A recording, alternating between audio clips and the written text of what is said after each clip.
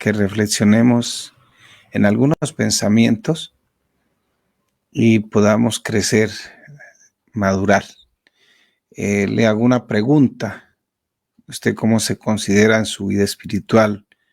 ¿Una persona madura? ¿Una persona ya que ha crecido espiritualmente?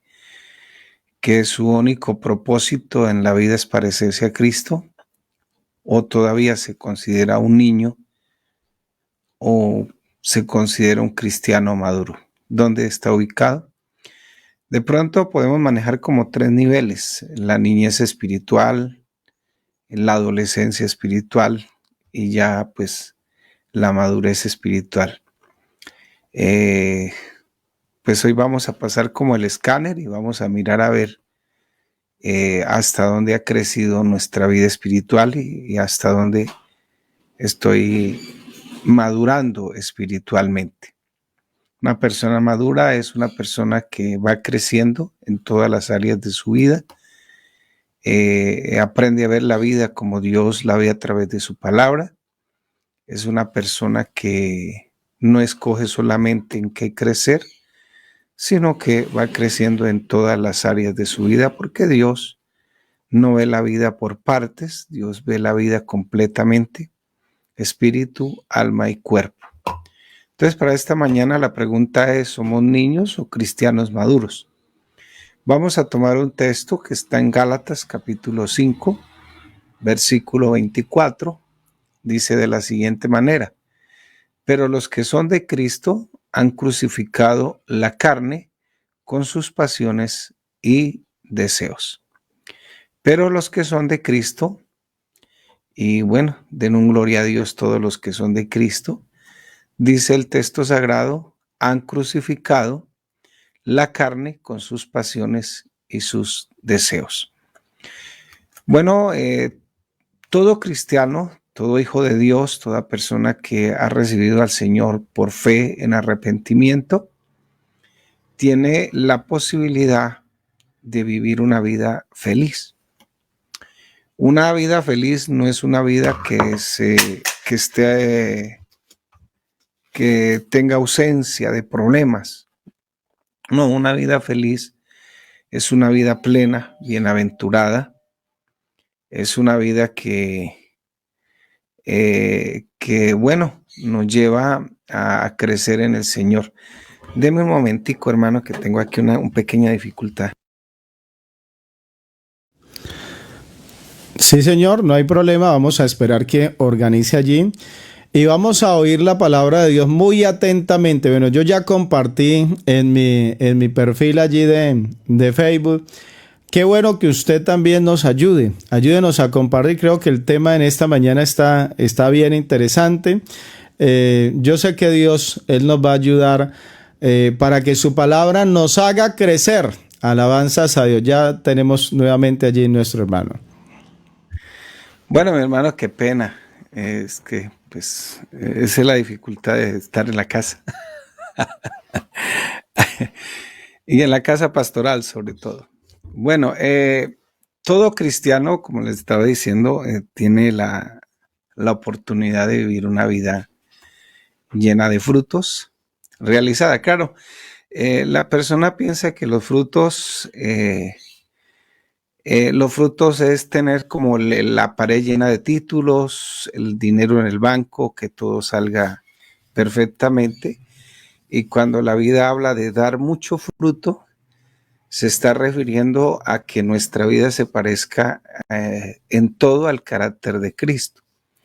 De ahí que el mismo apóstol Pablo dice en Gálatas capítulo 5 que el fruto del Espíritu es el amor, el gozo, la paz, la paciencia, la bondad, la benignidad, la fe, la templanza y la mansedumbre.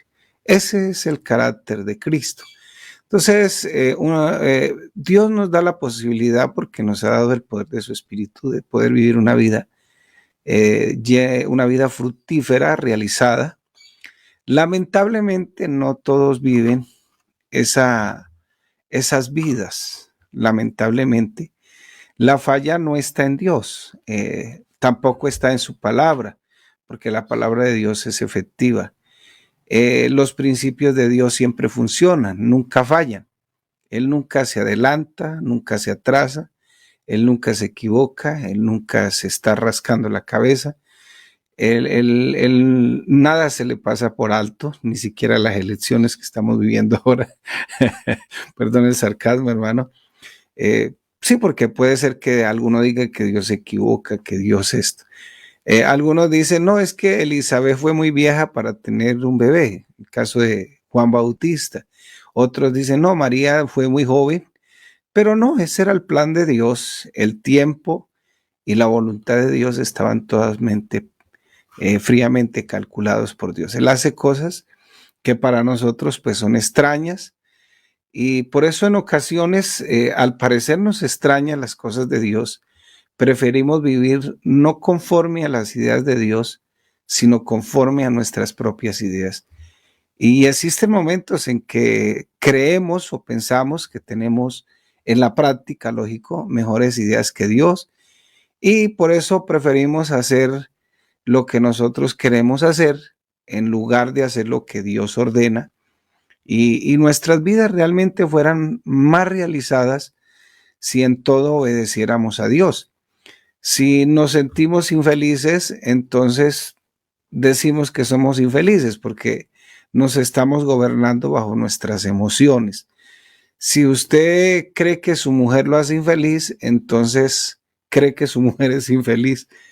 Entonces ya no es solamente un infeliz, sino que ahora pues serán un par de infelices, ¿no?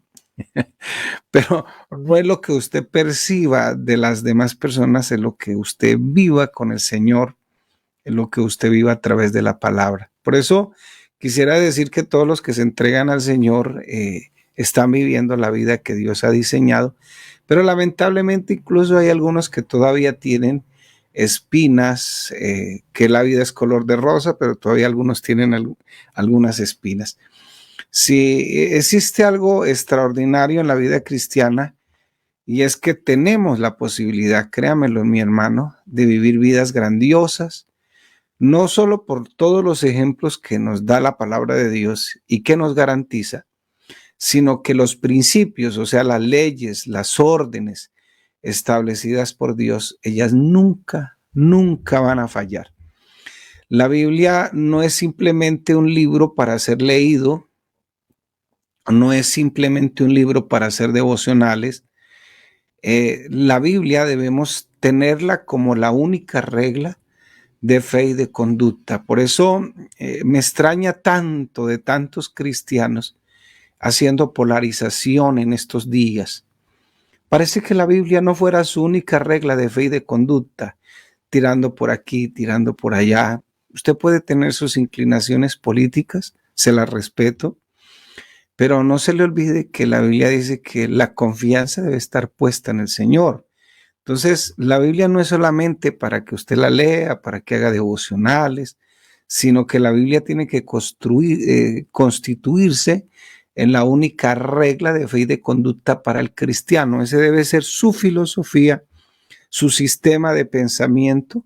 Es un libro lleno de principios, lleno de valores. ¿Para qué? Para poder, tiene que ser entendido lógico, y por lógica también ese entendimiento de esos principios tienen que ser aplicados y entendidos. Podemos, porque muchos cristianos conocen las verdades de la Biblia, las cantamos incluso, las memorizamos, las enseñamos y también tenemos la posibilidad de estar viviendo mal. Es por eso que la Biblia debe cobrar una importancia radical en la vida nuestra y debe, vuelvo y le repito, debe ser la única regla de fe y de conducta para nosotros. Aquellos que han decidido estudiar la palabra de Dios, hemos decidido estudiar la palabra de Dios en forma apropiada, tenemos que aplicarla también de forma apropiada, porque es que una mala definición o una mala interpretación de la Biblia siempre nos llevarán a cometer una mala equivocación, porque todo lo que se aprende mal, pues se practica mal. No importa las buenas intenciones que tenga, independientemente de la intención que usted tenga, puede querer vivir bien, pero si tiene una mala definición, nunca podrá aplicar bien la palabra de Dios. Por eso, gracias a Dios por ese tema del consistorio, que dice, como dice la Escritura, la vida de mayordomía no solamente se refiere a la parte económica, sino que la vida de mayordomía de una persona depende de cuánto conoce las indicaciones de su creador, de su fabricante. Cada persona podemos vivir una vida llena de frutos, fructífera, realizada en otras palabras, y eso dependerá de cuánto caso le hace usted al creador de la vida, de cuánto caso le hacemos nosotros al que creó esta palabra, estos principios. El matrimonio, por ejemplo, fue creado por Dios y mientras que lo practiquemos conforme a los principios que están en la palabra de Dios, mientras que lo practiquemos conforme a las verdades de la palabra de Dios, nuestros matrimonios no van a ser perfectos, pero sí van a ser matrimonios saludables. Y un matrimonio no es cristiano solo porque asistió a la iglesia o porque lee la Biblia, sino porque sabe aplicar esos principios, esa comprensión de la palabra, la ha interpretado bien y esa comprensión de esas verdades bíblicas bien entendidas, pues los llevará a vivir una vida fructífera y realizada. Entonces, mi hermano, qué bueno que podamos entender que Dios nunca falla, nunca se equivoca. Existen algunos problemas en nuestra vida y es nuestra responsabilidad en nuestra vida aplicar esos principios. No es sencillo, parece que fuera sencillo, pero no lo es.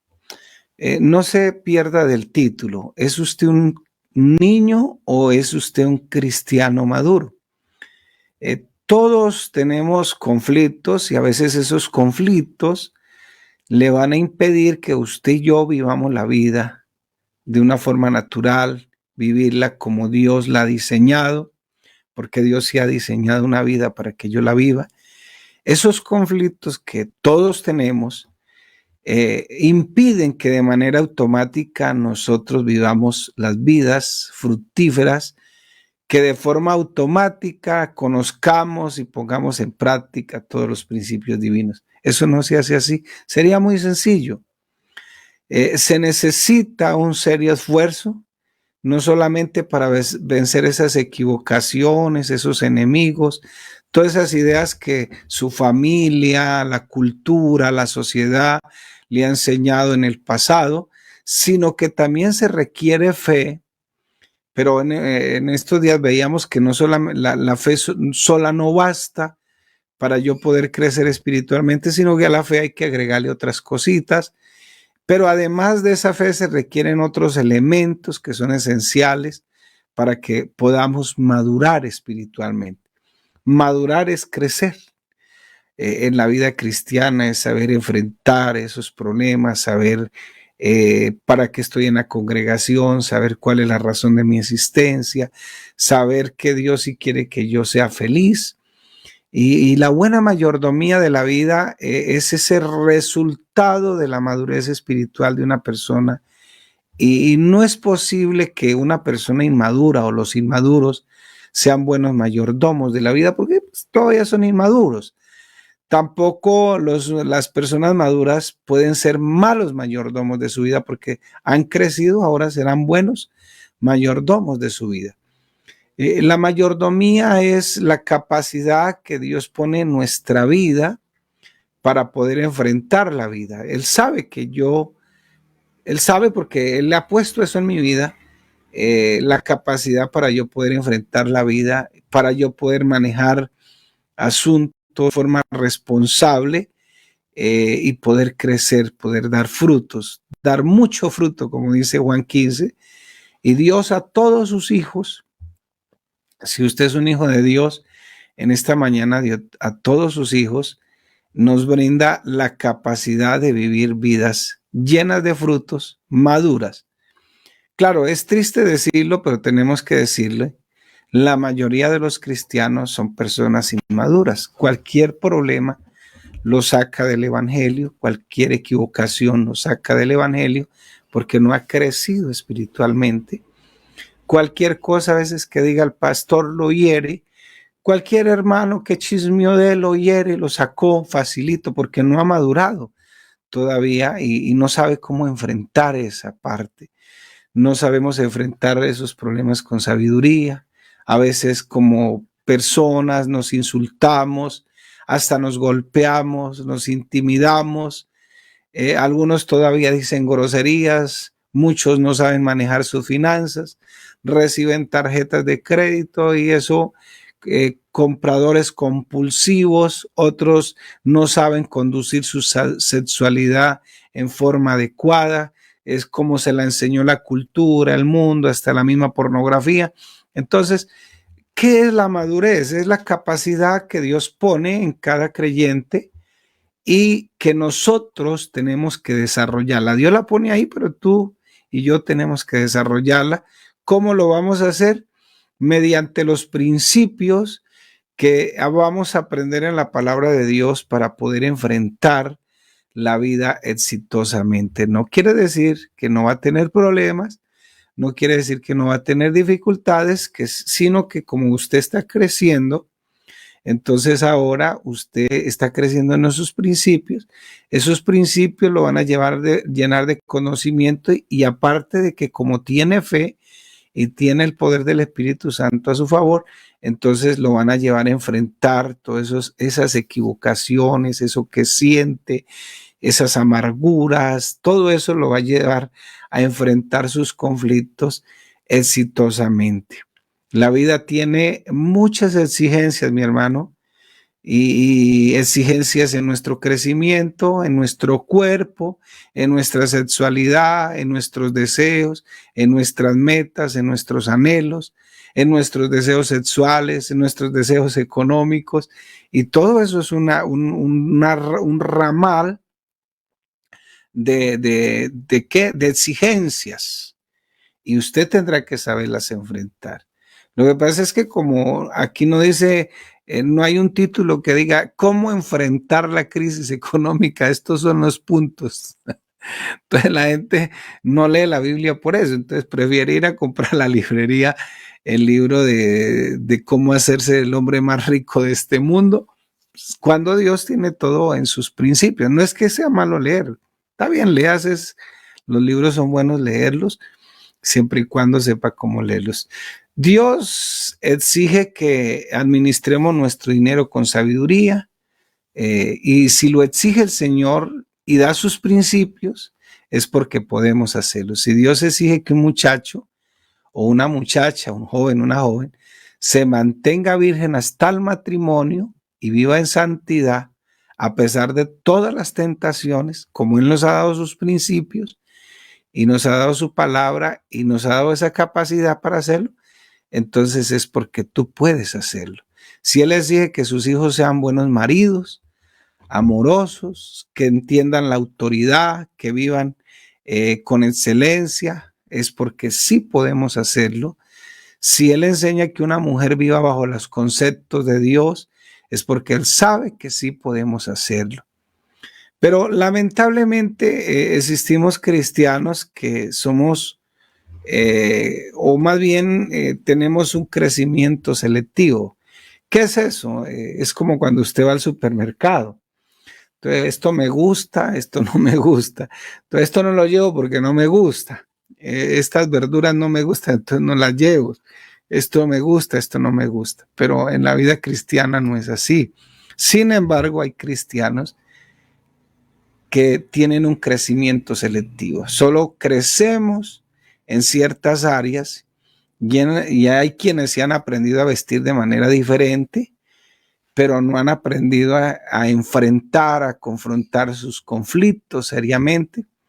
Si la persona se viste bien y maneja mal su economía, si la persona canta bien y ahora solo canta música cristiana, pero todavía ignora a su esposo, a su esposa, en sus necesidades, Entonces ha elegido un crecimiento selectivo. Si todavía discute con él y dura 3 días que no se habla, si canta bien pero todavía sigue siendo vulgar en su lenguaje, solo ha decidido crecer en algunas áreas de su vida y todavía es un cristiano inmaduro. Entonces, por eso, por allá en el Antiguo Testamento dice la Biblia que Esdras dispuso su corazón, y no se le olvide que la palabra corazón envuelve todo el ser humano, emociones, sentimientos, en todo, alma, espíritu, todo. Entonces dispuso su corazón. ¿Y cómo se dispone el corazón? Pues con el arrepentimiento. ¿Y qué es el arrepentimiento? Pues es un cambio de mentalidad, la metanoia, el cambio de metanoia producido por un nuevo nacimiento a través del poder del Espíritu Santo. Entonces, si canta bien, pero todavía sigue siendo vulgar en su lenguaje, solo decidió crecer en una sola área de su vida. Todavía es un cristiano inmaduro. Él eligió dónde quería crecer. Solo vio las áreas más fáciles de crecer. Entonces, si es un joven que eligió dejar la música mundana, eligió dejar las drogas y hoy está sirviendo al Señor, gloria a Dios, pero todavía está metido en algunas páginas que no debe estar metido. Creció en cierta área, pero no creció en otra. Todavía tiene una mala mayordomía de su vida. Hay quienes aprendieron a ofrendar, entonces toman a ciertos aspectos de la vida cristiana y solo crecen en ese aspecto, cuando la realidad es que Dios no ve la vida por partes, Dios ve la vida de una manera integral, espíritu, alma y cuerpo. Dios no ve la vida sectorizada, como nosotros lo hacemos en ocasiones. Nosotros vemos la vida separada. Dios ve la vida de manera integral. Por eso tenemos que aprender que Dios nos ha puesto no en la iglesia universal, sino en la iglesia local, porque pues sí, gracias a Dios por la iglesia universal, porque se está predicando el evangelio por todo el mundo, pero Dios me ha puesto en la iglesia local para que yo crezca en mi iglesia local. Y yo lo decido voluntariamente, me sujeto voluntariamente a Dios, y al hacerlo a Dios, pues me sujeto a mi pastor, me sujeto a la iglesia local donde estoy creciendo, y ahí es donde voy a crecer en las áreas de mi vida. Pero si yo decido ser el hermano conejo que vive saltando de un lugar a otro, no voy a tener ese crecimiento que Dios quiere que tenga, no voy a madurar espiritualmente. El Señor les hace una exhortación allá en el libro de los Hebreos y les dice: ya ustedes debieran estar enseñando a otros y no comiendo leche, sino comiendo alimento sólido. Ya debiera ser maestros, pero todavía es necesario que yo les enseñe como niños, dice la Escritura. Dios no solo ve mi cántico, a Él le interesa que yo lo adore a Él. Dios no solo ve que leamos la Biblia, sino que Dios está mirando que aprendamos a diezmar, porque Él ve la vida de una forma integral. Entonces, ahorita ha surgido un movimiento en contra del aporte económico que yo hago para que se le pague el sueldo al pastor. Están en contra de todo eso. Leen la Biblia, muy sabios en algunas cosas, pero ignorantes en otras. No han madurado espiritualmente. Ojalá usted cierre sus oídos, hermano, porque crezca usted y aprenda a aplicar la Biblia. Y qué bueno que Dios nos da estas oportunidades lindas. Voy a leerle en Amós capítulo 5, versículo 21 al 23. Dice el versículo 21: aborrecí, abominé vuestras solemnidades y no me complaceré en vuestras asambleas. Y si me ofrecieres vuestros holocaustos y vuestras ofrendas, no los recibiré, ni miraré a las ofrendas de paz de vuestros animales engordados. Quita de mí la multitud de tus cantares, pues no escucharé las salmodias de tus instrumentos. Si usted mira bien y le hace una aplicación a estos tres textos, usted puede entender que esto es un culto. es la descripción de un culto. Todo lo que regularmente nosotros hacemos en un culto está incluido aquí: la solemnidad, la asamblea, el holocausto, la ofrenda, los cánticos, los instrumentos, todo está descrito aquí. Pero ¿qué es lo interesante? Dios dice, no los quiero. ¿Cuál es la gran diferencia que hay entre Dios y nosotros? Y es la manera como Él ve la vida y como nosotros vemos la vida. Nosotros tenemos la tendencia a ver a nuestros hijos a la manera de nosotros. Nuestra sexualidad la vemos como la experimentamos y como la sentimos por nuestras sensaciones humanas. Vemos nuestro matrimonio a la manera como nosotros lo vemos. Por eso el chico llega, no es que yo voy a conducir mi matrimonio como mi mamá, como mi papá, como mis abuelos. Y llega él y dice lo mismo, yo voy a conducir mi matrimonio como mi papá, mi mamá, y ahí es donde viene el choque de trenes. No es ni como él dice, ni como ella dice, sino como está estipulado en la palabra de Dios. Entonces, y las cosas a veces las vivimos como las experimentamos. Entonces, la sexualidad muchas veces la experimentamos como la sociedad nos la enseñó, los medios de comunicación, hasta la misma pornografía, como nos la enseñó, porque yo también vengo del mundo y no como Dios nos la enseña en su palabra, que es una cosa muy distinta. Entonces, vemos nuestro matrimonio en la manera como nosotros la vemos.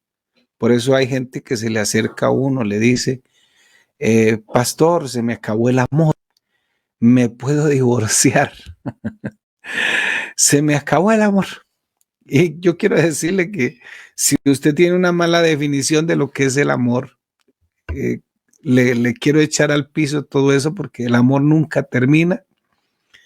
Quizás se acabó la satisfacción, se acabó la conexión. Es obvio que se acabe cuando existe maltrato, cuando hay insultos, cuando se ignoran las necesidades de la otra persona. Y el otro extremo es que si seguimos teniendo cariño por una persona que maltrata, entonces también estamos enfermos. Si disfrutamos al lado de una persona que insulta, pues también estamos enfermos. Esos son los dos extremos. Entonces, por lógico que tiene que terminarse aquello, lo único que no termina es el amor, porque el amor nunca daña a nadie, no busca dañarme a mí mismo. Lo que pasa es que hemos entendido el amor de manera como la sociedad lo enseña. Por eso es que los jóvenes creen que el amor es besarse, acariciarse, excitarse, tener relaciones sexuales. Eso es todo el amor para ellos. No, el amor que enseña la Biblia es una cosa muy distinta. La cuestión es que yo como lo percibo, así lo vivo, pero no es como la Biblia me lo enseña. Por eso estamos hablando de la madurez espiritual. ¿Dónde estás ubicado? ¿Eres un cristiano niño o eres un cristiano maduro? El problema nuestro es que de manera natural nadie piensa como la palabra de Dios lo exige, porque ese es el hombre natural. En forma natural, ninguno aprende a vivir como Dios exige. Tenemos que hacer algunos esfuerzos todos los días, casi que por el resto de nuestra vida. Y aprender a vivir como Dios quiere es con esfuerzo, aprendiendo, estudiando, tomando decisiones, determinaciones. Me gusta más esa palabra, determinaciones. Ver la vida como Dios la ve, eso se llama sabiduría. Requiere sabiduría algunos cambios. Sabiduría es ver la vida como Dios la ve.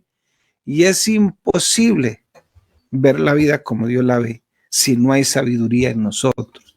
El principio de la sabiduría es el temor al Señor. Dios, en este libro de Amós, está viendo a su pueblo a través del profeta, observando todo lo que el pueblo está haciendo. Ellos de una manera solemne están en sus cultos, ofrendando, cantando, utilizando sus instrumentos, sus salmodias, y es lo que está observando el Señor, pero Dios va un poquito más allá. Estas personas hacían todo esto, pero ¿por qué Dios les recrimina tantas cosas? Primero porque cantaban muy bonito, tenían buenos instrumentos, tenían buenos altares, daban buenas ofrendas. Era una iglesia que hacía transmisiones por aquí y por allá. Perdón el sarcasmo, hermano. Estas personas hacían todo esto, pero estaban explotando a su misma gente. Eran jefes explotadores, no estaban viviendo conforme a los principios de Dios, y Dios les dice, debido a que ustedes no están cumpliendo los principios de la palabra de Dios en su relación con otras personas. Por eso, mi hermano, si tú no has crecido en amor y tienes algún encontronazo, un chisme con un hermano, ya me dañó el culto y no voy a volver, eso, ¿para qué uno hacerle morcilla al diablo? Es porque todavía no has crecido espiritualmente, no sabes sobrellevar a tu hermano. Entonces, Dios le dice aquí al pueblo, ustedes están siendo injustos en su relación con las demás personas, no están actuando con justicia, sus actos de adoración no los estoy viendo por eso. ¿Por qué? Porque Dios ve la vida de una manera integral, no solamente lo que yo canto. Por eso le dice aquí a ellos, no quiero la multitud de tus cantares, no quiero las salmodias de tus instrumentos, no quiero tus ofrendas de paz, no quiero tu asamblea, o sea, tu culto, tampoco quiero esa solemnidad. Dice el versículo 24 de Amós de 5:24, pero corre el juicio como las aguas y la justicia como impetuoso arroyo. ¿Qué significa esto? Que hay que vivir lo que cantamos, hay que vivir lo que ofrendamos, hay que vivir nuestra vida devocional, hay que vivir lo que públicamente estamos expresando. Entonces, ¿por qué estás haciendo polarización por las redes?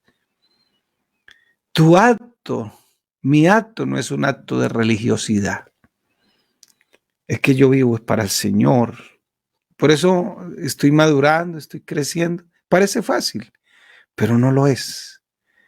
Necesita esfuerzo, pero no se le olvide que Dios nos ha dado potencial, aparte de que nos ha dado su palabra, nos ha dado el poder de su espíritu y podemos hacerlo. Dice primera de Pedro 3:7, vosotros maridos, igualmente. Claro, hay que mirar todo en el contexto, porque es que Pedro está hablando de tres instituciones, el gobierno, el trabajo y el hogar. Pero vosotros maridos igualmente vivid con ella sanamente, dando honor a la mujer como a vaso más frágil y como a coherederas de la gracia de la vida, para que vuestras oraciones no tengan estorbo. Dios ha provisto todo lo que tú y yo necesitamos para vivir esa vida fructífera, realizada. Él nunca se equivoca. Si Él manda que vivamos vidas exitosas, Él sabe que podemos hacerlo. ¿Sabe por qué, mi hermano? Porque a pesar de todo, la vida es hermosa. Uno no tiene la casa que quisiera, a veces uno no tiene la salud que quisiera, el automóvil, el carro que quisiera. Gracias a Dios, pues tenemos una motico. No tenemos el dinero que quisiéramos. De pronto usted no tiene los hijos que quiere, la mujer que quiere. Nadie tiene todo lo que quiere en esta vida. Usted no me va a convencer a mí que cuando está discutiendo con su esposa, dice, ay, qué linda mujer que tengo.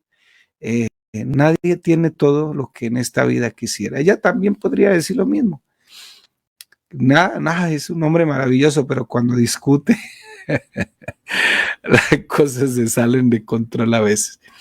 Si usted es un soltero y piensa que cuando se case va a ser feliz, le voy a dar un consejo: nunca se case. Porque si es infeliz soltero, va a ser infeliz casado y contribuirá a que otro sea o otra sea infeliz. No existe estado civil malo, solo existen personas que en su estado civil no tienen sabiduría ni tienen madurez para vivirla. Por eso, revísese. Si usted es amargado, soltero, lo más probable es que cuando se case seguirá siendo amargado. Las situaciones a veces de otros parecieran que fueran mejores que las nuestras, Pero el secreto no es solamente ir al culto, sí, es un secreto grande, ofrendar, diezmar, orar, cantar, sino es vivir la vida conforme a la voluntad de Dios. Si usted lee en el Antiguo Testamento, usted encontrará que Dios es extremadamente celoso con el pueblo de Israel.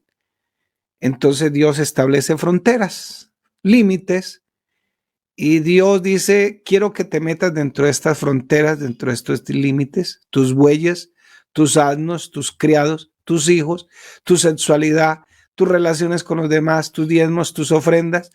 Quiero que los metas todo dentro de estos límites.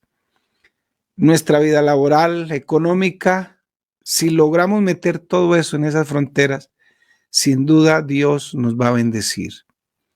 Si lo sacamos de ahí, de esos límites, de esa frontera, y lo queremos hacer a nuestra manera, lo más fijo es que vamos a experimentar las consecuencias. No es que Dios quiera y necesite nuestro dinero, pero Dios quiere bendecirnos, y no es que Dios no quiera que nosotros disfrutemos de nuestra sexualidad. Él quiere que nosotros vivamos la sexualidad como la tiene descrita en la Biblia. Dios quiere que nosotros vengamos a este lugar de sus límites de bendición, que no nos salgamos, que vengamos. Y cuando nosotros nos salemos de esos límites, de esas fronteras, pues Él aplica la disciplina, en otras palabras. Cuando el Señor dice, señorita, la vida sexual pertenece acá, no allá, Dios no está tratando de amargarnos la vida. Y lo mismo para un casado. Nuestra vida sexual no está por fuera del matrimonio, está dentro de los parámetros de Dios con la esposa, con el esposo, no a través no fuera de las fronteras de Dios. Aquí hay unos parámetros. Claro, Dios no anda con un palo metiéndonos ahí como un celador dentro de su límite. Simplemente Dios dice, al frente está la bendición y está la maldición. ¿Obedecemos o desobedecemos? Entre más nos metamos y más nos metamos dentro de esos parámetros, dentro de los principios de Dios, de seguro vamos a tener una vida mejor. ¿Cuál es el problema? Al igual que el pueblo de Israel, existirán en este mundo cosas que nos llaman la atención. A los israelitas les gustaron las mujeres paganas. También existe un solo Dios, pero queremos servirle a otros dioses. Y Dios, dice su palabra, no admite alianzas. No, pero es que yo no cargo la estampita, ni cargo la cruz, ni nada. Es que eso no solamente se llama idolatría. Él quiere que solo le adoremos a Él. Él no quiere idolatría. Él quiere que lo adoren a Él. Señorita, Él no quiere que abandones a Dios y obedezcas a su novio, a su novia. Que todo lo que se ponga en lugar de Dios se constituye en una acción idolátrica. Si usted es una mujer maltratada y sabe que Dios odia la violencia, el maltrato, el insulto, que sabe que usted es una persona de valor y dignidad y aún sigue esclava y no confronta esa violencia, usted todavía no está trabajando en esa área de la vida. La persona que la está maltratando o lo está maltratando tomó el control. Su lealtad, usted es leal a esa persona, sabe que no es capaz de confrontarla. Si todavía tenemos una dependencia, todavía tenemos un apego, todavía tenemos un problema de idolatría, porque ese problema, esa dependencia está gobernando mi vida, está gobernando todo mi ser. Por eso nuestro problema es que vivir bajo los parámetros del reino de Dios exige una buena mayordomía, exige meterse dentro de los principios de Dios. Acá hay un rey, un señor que dice cómo debo conducirme, se llama Jesús, cómo debo vestirme, cómo debo ofrendar, cómo debo diezmar. Aquí hay un rey y ese rey debe constituir Señor de mi vida y él tiene que ser bendecido. ¿Cuál es el problema, mi hermano? Que nosotros creemos que por el solo hecho de tener fe, de creer en nuestro Dios, ya nuestra vida se va a convertir en una vida madura. Tengo 26 años en el Evangelio. De repente en el año me leo 3, 4 libros. Todos los días estudio la Biblia, no solamente para enseñar, sino para aprender. Y tengo 53 años y la verdad es que todavía digo que me falta muchísimo, muchísimo. Y si usted le pregunta al hermano Álvaro Torres, nosotros que estamos aquí a veces vemos inalcanzable a ese hombre, pero constituye una vida de sacrificio, de esfuerzo, una vida de ir aprendiendo, ir madurando, trabajando en lo que menos nos gusta trabajar, porque a veces tenemos esas cositas ahí, esos conflictos, y no nos gusta trabajar en ellos. Queremos dejarlos ahí. Y por eso no podemos confundirnos en esta mañana, no podemos confundir la vida espiritual con una espiritualización de la vida. Ser mayordomos de nuestra vida. ¿En dónde? En espíritu, en alma, en cuerpo. Ver la vida espiritual como Dios la ve. A veces queremos cantar bien, orar bien, pero viviendo mal. Que nuestra vida espiritual encaje con todas nuestras acciones. Si actuamos así, es servirle a Dios, pero si actuamos al contrario, no le estamos sirviendo a Dios y no estamos creciendo en nuestra vida espiritual. Si nuestra devoción, nuestra vida de piedad no coincide con el pensamiento de Dios, nuestra oración se convierte en un peligro, en un pliego de peticiones. Nuestra danza se convierte en aeróbicos cristianos. Los ayunos se convierten en huelgas de hambre. No sirven, no sirven.